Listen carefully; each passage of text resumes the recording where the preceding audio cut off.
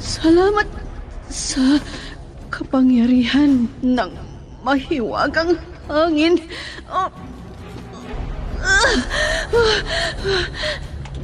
Nandito na ako sa kuweba. Aray ko! Manganganak na ako!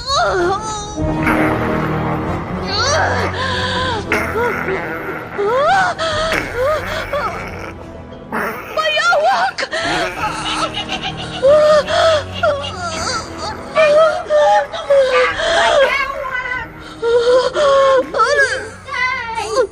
Nalamunin ang mga panganak ko!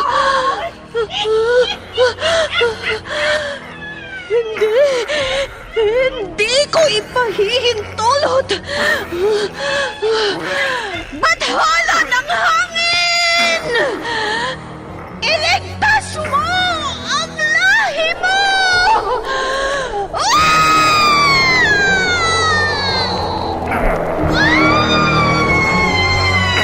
Bakit hindi mo sinakmal ang sanggol? Ikaw, bayawak!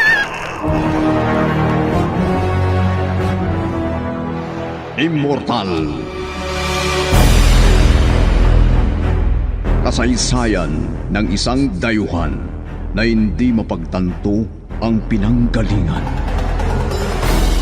Punong-puno ng pakipagsapalaran ang kanyang buhay mortal sa likuran nang hindi niya alam ang kanyang pagkakakilanlan. Ano ang kanyang pakay sa mundo ng tao? Immortal! Naiibang nobela na inyong mapapakinggan sa oras na ito mula Lunes hanggang Sabado. Nobela at sa panulat ni Leti Astudillo Aquino at sa direksyon ni Lubimin Aquino Sr. Mula sa Lovelet Artist and Talent Center Drama Productions, handog sa inyo ng #1 and most trusted radio network in the country, Bombo Radio Philippines. Basta Radio Bombo! Immortal!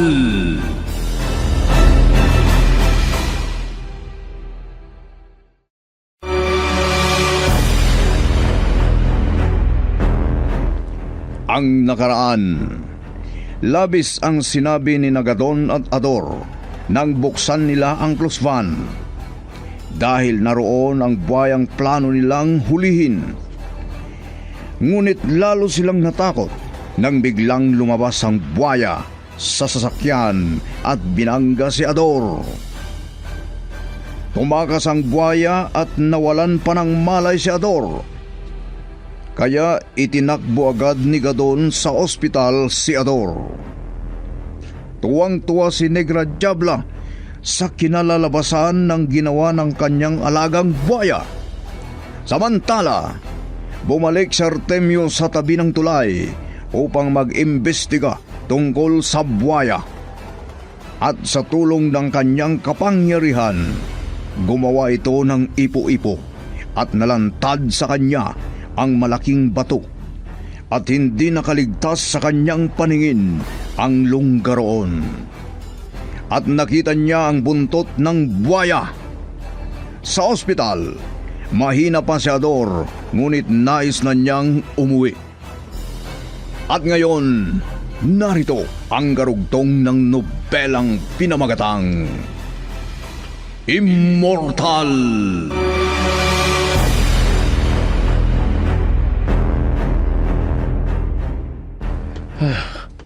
Bakit kaya?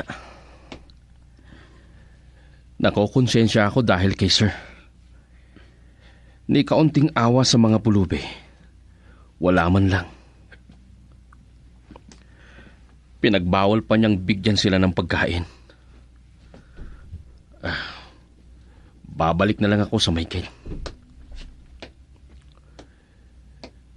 Bibigyan ko na lang ng pera para may pambili siya ng pagkain.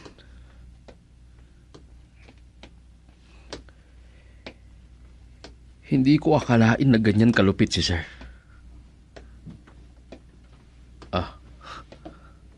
Teka lang. Wala na dito ang matanda.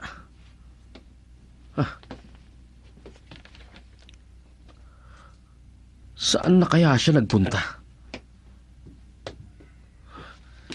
Teka lang. Hindi rin nakabukas ang gate. Dahil kung doon siya lumabas, bukas yun.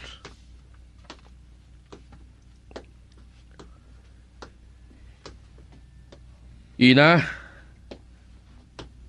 Nasaan po kayo?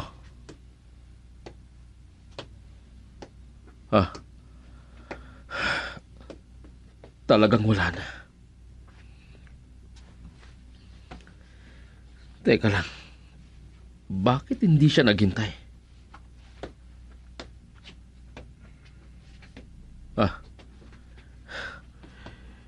Nandun pala si Sir sa rooftop. Nakatanaw. O sige. Aalis na lang ako rito. Siya kaya ang nagpalayas sa matanda?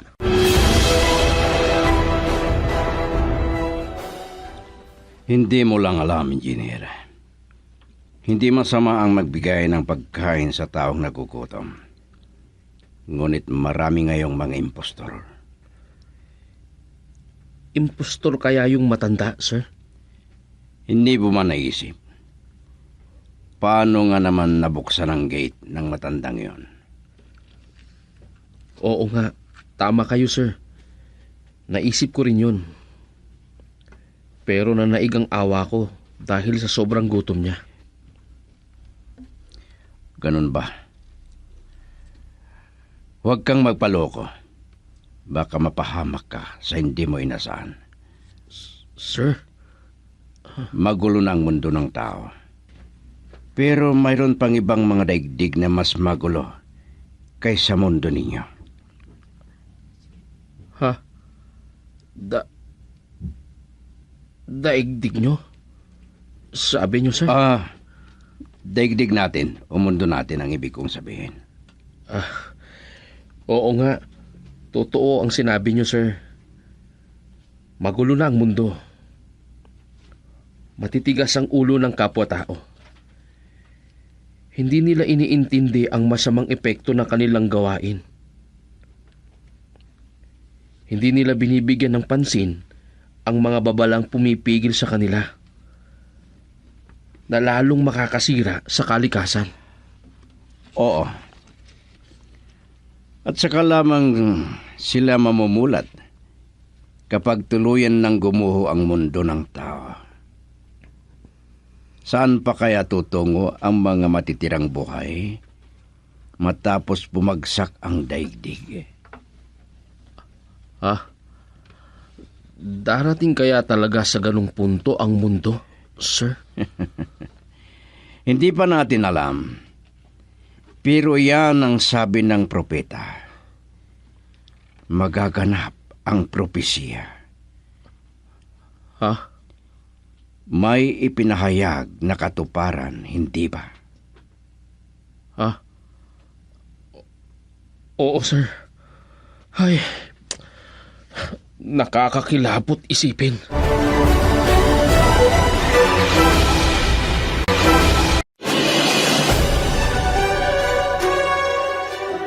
Ano ka ba naman, Ador? Sinabi sa akin ng nurse ang ginawa mo. Ayaw ko dito sa ospital. Bakit? Masa? Gusto mo nang mamatay? Hindi. Bakit gusto mo nang lumabas dito sa ospital? Hindi ka pa naman magaling. Ano ba naman tong ganito? Baka naman gusto mong pauwiin ka na lang ni Madam at doon ka na lang pagalingin sa inyo. Hindi. Ayoko, Masa. Ayokong umuwi sa amin. Ayokong bumalik sa dati kong gawain na parang tambay lang at naghihintay ng makakain. Kita mo na. Oo. Kaya huwag kang matigas ulo. Kung ano ang sabihin ni Sir Gadon at Madam Shona, iyon ang susundin mo. Mas mainam silang nakakaalam. Wala akong masasabi sa kanila. Pero si Sir Gadon, Masa, gusto niyang alagaan yung baya at ang asawa. Huwag mo na ngang isipin ang mga yun. Matatakot ka lang dyan. Oo nga pala. Sabi ng doktor, kapag maganda na ang pakiramdam mo, pwede ka nang lumabas dito. Di bale, ayos na ang pag-iisip mo. Anong ayos ang pag-iisip ko na sinasabi mo, Masa? Hindi mo ba alam na ang mga sinasabi mo noong nagkamalay ka, para kang balew? Ano? Ay, hindi naman ako. Hindi ka naniniwala? Masa Asos, talo mo pa ang baliw na aso. Kumuha ka naman istorya, Masa. Sobra naman yung sinasabi mo. Ador, maniwala ka. Huwag mong ipilit ang alam mo. Manahimik ka na lang. Wow. Matulog ka na para gumanda ang epekto ng iniinom mong gamot.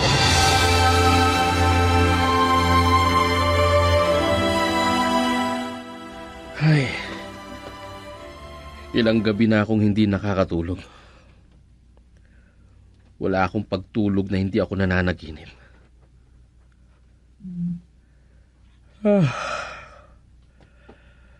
Baka katulog na rin ako. Ngayon lang ako nagikap. Teka lang. Ang intercom. Baka si sir. May sasabihin siya. Good evening, sir. May sasabihin po ba kayo?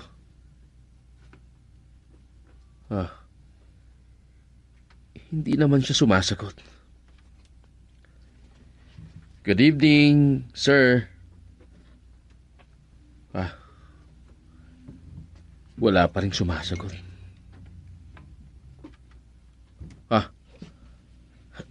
Naalala ko. Wala nga pala si sir dito sa bahay niya. Bumiyahe siya kaninang hapon. Sino kaya itong nakikipag-usap sa akin sa intercom?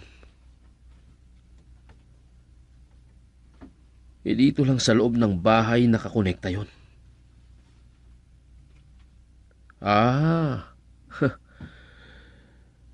Baka hindi pa nakatulog si Dahlia. Baka siya ang tumatawag. May tumatawag sa cellphone ko. Si Dahlia. Hello, Dahlia.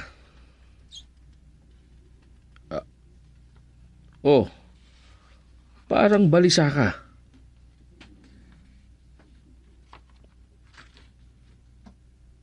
Ano? Wala naman akong napansin.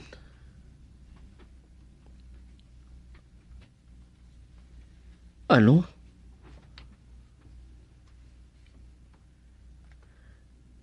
Sino raw ang mga taong sinasabi mo?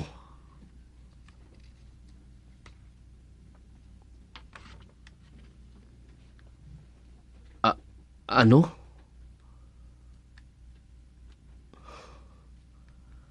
Galing daw sila sa rooftop?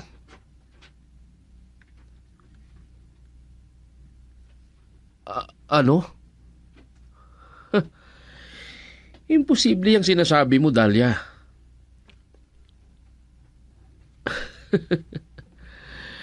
Mas mabuti pa kung sinabi mong binaba nila ang hagdan sa fire exit. Imposible na yan. Tumalon sila mula sa rooftop? Di na ako maniniwala. Baka naman nananaginip ka lang. Matulog ka na. Gabi pa. Maaga pa para magliwanag. Bye.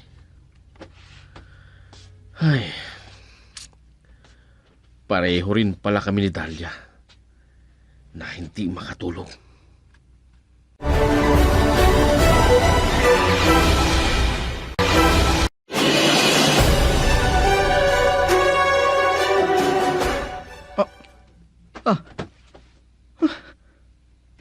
Ano ba yun? Nananaginip yata ako. Ay, anong oras na kaya? Madaling araw pa lang. Ay, siguro ito ang bunga ng palagi kong pag-aalala sa mga ginagawa ni Gadon. Alam kong meron na naman siyang anomalyang gagawin. Hindi niya sinasabi sa akin ang lahat ng kilos niya. Pero, kabisado ko ang anak ko. Ay, hindi na nagtino dahil sa mga nangyari kay Lagrimas. Ay, Diyos ko. Huwag sanang maulit ang ganoong trahedya na may mawawala na namang miyembro ng pamilya. May tumatawag sa akin sa ganitong oras. Si Ador pala. Bakit kaya? Hello, Ador? Bakit ka tumatawag? Madam, wala na po sa ward ang pasyente ninyo. Ador? Saan siya nagpunta? Sandali lang po. Nawala sa ward dahil pumunta ako sa nurse station. Pero nung pagbalik ko, wala na siya sa higaan. Ano? Hinihintay ko muna. Baka pumunta lang siya sa comfort room pero hindi na po siya bumalik. Ano? Nagpunta ako sa guard para magtanong kung nakita niya. Pero natutulog naman ang guard sa guardhouse. Kaya sigurado akong hindi niya namalayan kung lumabas ang pasyente sa ospital. Ay, ano ba namang taong yan? Sige, pabayaan mo na lang muna, nurse. At nai-report mo ba ang pagkawala ng pasyente? Opo, madam. Sige, tatawagan ko ang anak ko para siya ang pumunta riyan kaagad. Opo, madam. Yun lang po. Bye-bye. Bye! Ay, ano na namang kalokohan itong ginagawa ni Ador?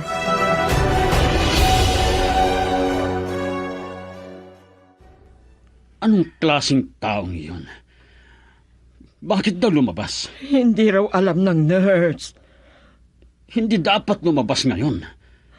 Oo, baka iniisip niya ang bill niya sa ospital. Baka iniisip niya na wala siyang pambayad. Ano namang problema doon, Mama? Ako na naman ang bahalang magbayad. Yan ka ang laging problema kay Ador. May mga bagay na hindi niya maintindihan. Ano ngayon? Paano na? Pupunta ako sa ospital. Bayaran ko ang bill niya.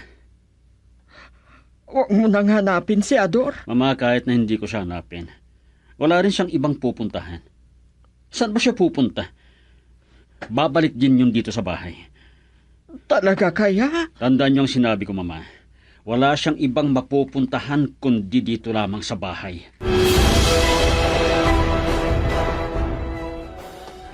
Sabi ko na nga ba, hindi ka pa nakarating, sir.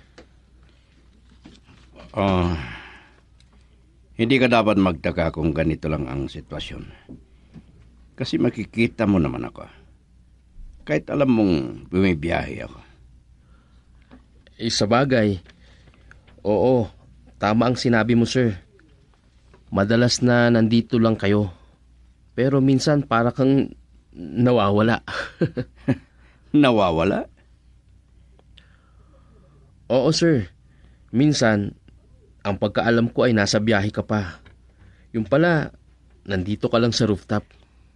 Iyon ang kagandahan ng helicopter na sinasakyan ko. Mabilis ang biyahe. Pero, minsan ba, sir, hindi ka rin ba madalas gumamit ng helicopter? Ha? Minsan, sir, nalilito po ako. Alam kong bumiyahe ka, pero kumpleto rin ang mga sasakyan mo sa garahe. Ano? Oo, sir. Kaya nasabi kong minsan, parang nawawala ka kasi parang wala ka sa bahay mo.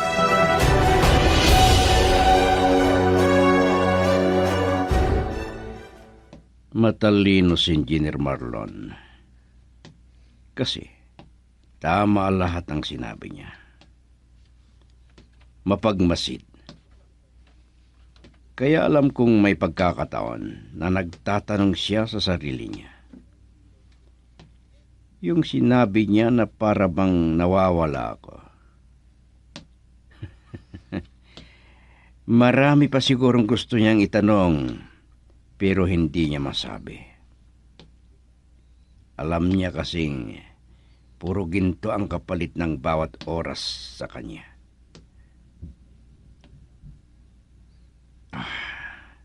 Pero hindi pa panahon ng revelasyon.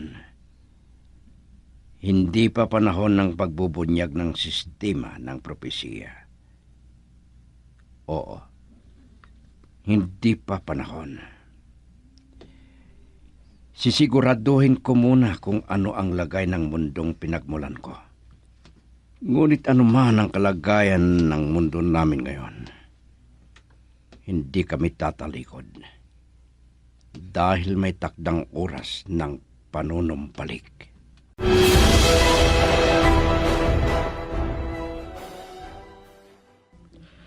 Hanggang ngayon, hindi pa rin alam kung nasaan si Ador. Tatawagan ko nga ang nurse na inutusan ko sa ospital. Sinabi ko rin pala kay Masa na dadaan sa ospital pagkatapos na maihatid niya sina Aris at Carmina sa paaralan.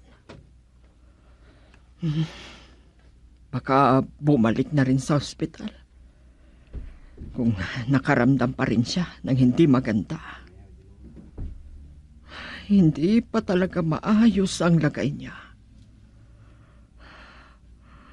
Ano na lang kaya si Ador?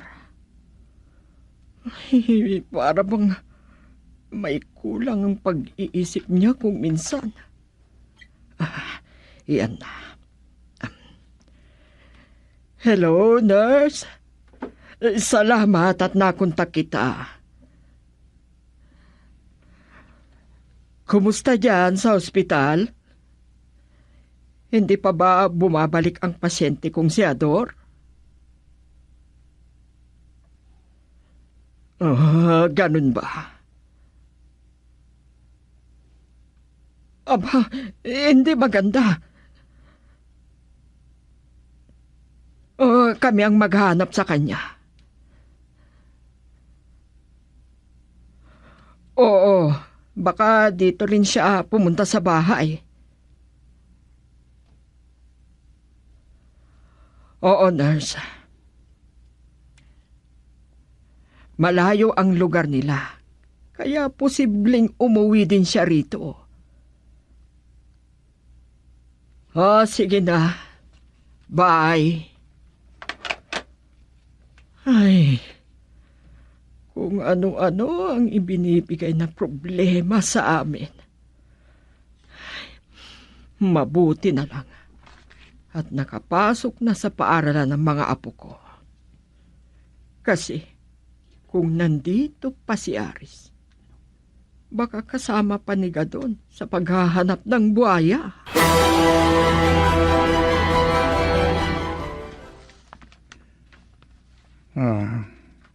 Ang buhayang iyon ang sanhi ng lahat ng nangyayari sa akin. Naglalakad ako ngayon sa ilalim ng hanging braids.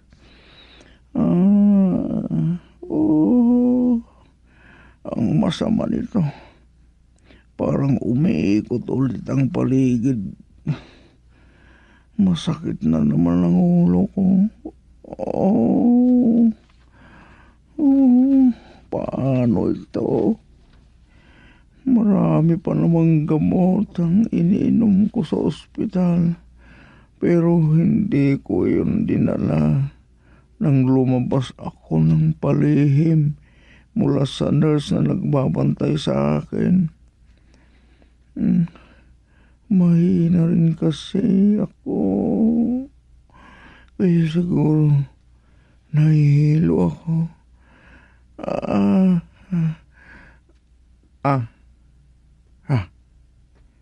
May babae doon sa may ilog. Oo, may babae. Oh.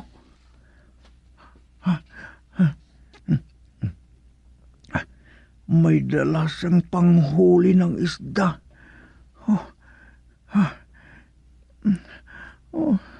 Hinang-hina na ako.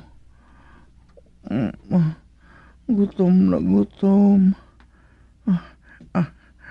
Baka may dala ang babaeng yun na makakain. Lalapitan ko.